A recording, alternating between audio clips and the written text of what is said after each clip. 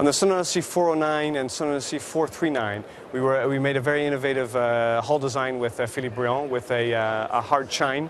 One of the features of the exterior when we use the optional bow thruster is that we've come with a system where we've installed the bow thruster as low as possible. One of the problems with a very modern hull design is that there's very shallow forward sections. What this allows for is very high performance with a very narrow entry, but makes it very inefficient to have a bow thruster because as they are placed close to the waterline, they increase dramatically the amount of cavitation. So here what we wanted to do is to have as low as possible the bow thruster in order to limit the cavitation and to make the power of the bow thruster more transferable directly to the water.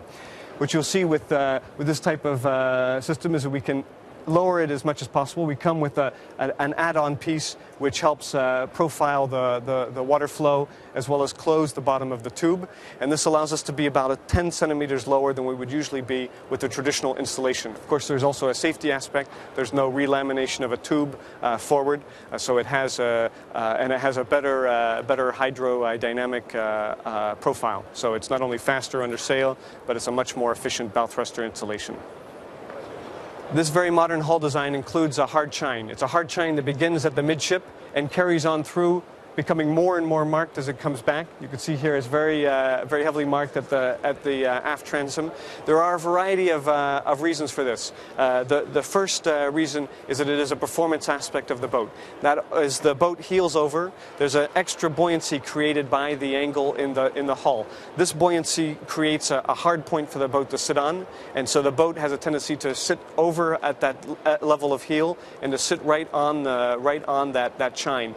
And when it's sitting on that chine, you have two effects. One is that, of course, it increases the waterline length, because at that point the waterline length is very long, which, of course, means that the boat is faster.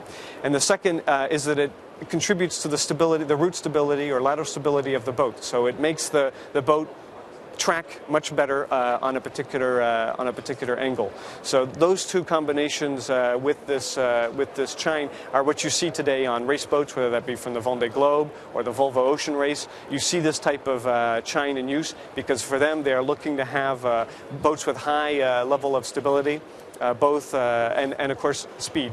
And this type of chine creates both of those in a very modern 21st century type hull. There's also an added advantage, which is on the interior of the boat. The interior of the boat gains in volume as well. What we've gained in the aft cabin from having a more vertical hull side is around 4 to 5 centimeters for each aft cabin. So it's not a small amount of volume to add also to the aft cabins. The keel of the boat here, designed by Philippe Briand, has a very vertical front leading edge. We have, of course, all of the weight here in the bulb with a fairly thin fin. The advantage of this type of design is to have the keel weight as far forward and, of course, as far down as possible. You see in today's world many what we call T-keels, a keel that also extends on at the front of the keel.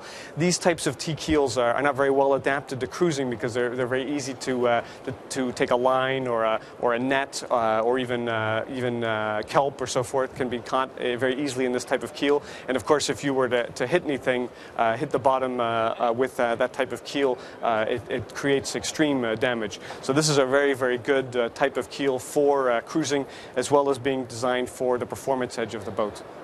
On the architectural side, this very modern hull that we designed with Philippe Briand has a keel that's very far forward, as we saw before.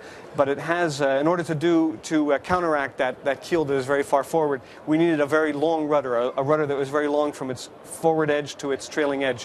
What that means is that we have a very powerful rudder that works over a very long lever arm. So as you, instead of pivoting around the middle of the boat, the boat, when it turns, because the keel is further forward, really pivots forward of its center point. What that means is that you have incredibly reactive helm, as well as having the larger surface area here, which gives you a stability. So what you want is, of course, to have reaction in the helm without it being something that you have to wrestle with all day long, because it remains a cruising boat, and we want the boat to be very easy and to be very stable on its path, whether that be under autopilot or steering or under power. So it's very important that the helm be balanced but reactive. And with this combination of keel and large rudder, they've really hit the nail on the head, because it's a boat that's very easy to sail but responds to your fingertip touch.